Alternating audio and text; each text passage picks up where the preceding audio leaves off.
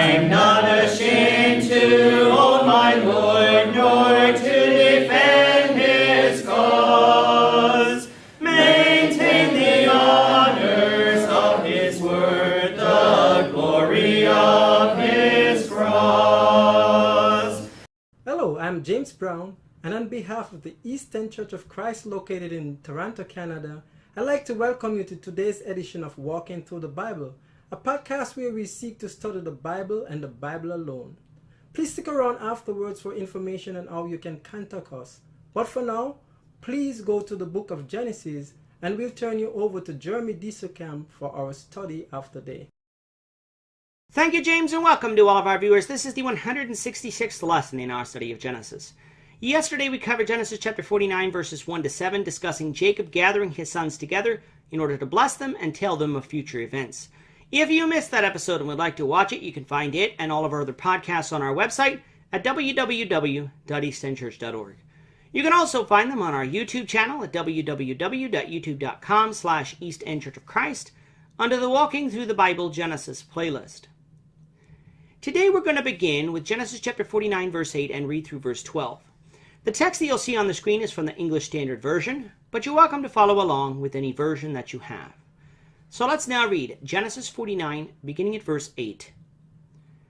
Judah, your brothers shall praise you. Your hand shall be on the neck of your enemies. Your father's sons shall bow down before you. Judah is a lion's cub. From the prey, my son, you have gone up. He stooped down. He crouched as a lion, and as a lioness, who dares rouse him?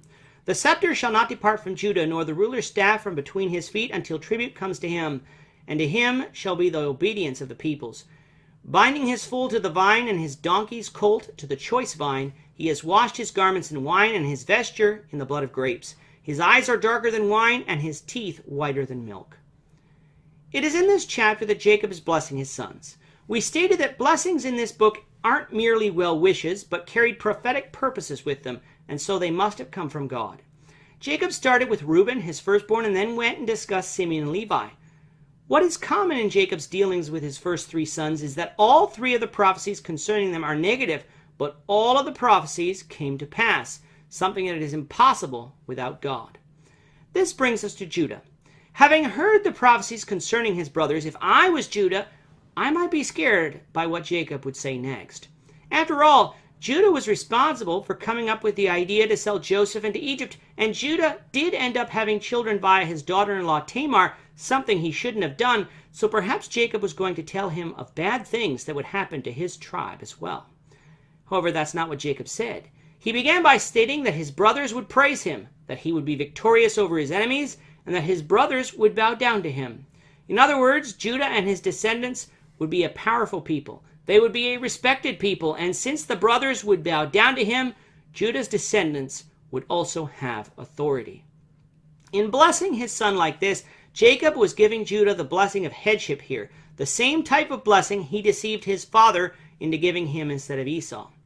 By using the imagery of a lion, a regal animal, Jacob here is telling Judah that it would be from his house that kings would come. Now, looking on through history, over 600 to 700 years would pass before this is fulfilled. That is quite a long wait, but after David, the tribe of Judah was always considered to be the kingly tribe. Verse 10 then says that the scepter wouldn't depart from Judah until tribute comes to him. The ESV makes understanding this verse difficult, and as such, there is disagreement as to what this verse means. Most other versions translate verse 10 as until Shiloh comes. The word Shiloh itself means tranquil or peace. What makes this difficult is that there is a city in Israel that would be known as Shiloh. Is this verse saying that Judah will have authority until the tribes come to a place called Shiloh, which happens in Joshua 18 verse 1? That interpretation doesn't make a lot of sense, seeing as how Judah wasn't the leading tribe at that point in time, for Moses had been from Levi, and after him Joshua was from Ephraim. Others, including myself, take Shiloh to be a reference to the Messiah. That would mean that Judah would be in authority until the Messiah comes, at which point the obedience of the people would be to the Messiah. The only objection I have to the way people interpret this verse is that many conclude that it is here that the Messiah is prophesied to come from Judah. In Genesis, the language of the promised seed has been quite clear. It would be Isaac, not Ishmael. It would be Jacob, not Esau. Yet here the language is not so clear. Combine that with the fact that Exodus 32:10 God threatened to destroy Israel and make a great nation of Moses, a Levite, and I contend that although this passage is messianic, that it doesn't fix the Messiah as a descendant from Judah yet. That would come at a later time. All this passage means then is that the tribe of Judah would be the kingly tribe in Israel until the Messiah comes, at which point the Messiah would become king over a spiritual kingdom, the church, something that is true of Jesus today. Jacob concludes his prophecy by stating that Judah would have eyes darker than wine and teeth whiter than milk, items of wealth, thus showing that Judah would be a wealthy tribe among his brethren. With that, our time is up for today. Please join us, Lord willing, tomorrow when we will continue our study of Genesis, beginning with Genesis chapter 49, verse 13. Thank you, Jeremy. And to our viewers, we also thank you for watching. Don't forget to subscribe to our YouTube channel by clicking on the subscribe button below. Should you have a question or comment, please leave them below or email them to answerintheword@gmail.com. We'll try to respond to you as quickly as we can. We hope you'll join us, the Lord willing, tomorrow when we will be continuing on our study of the book of Genesis.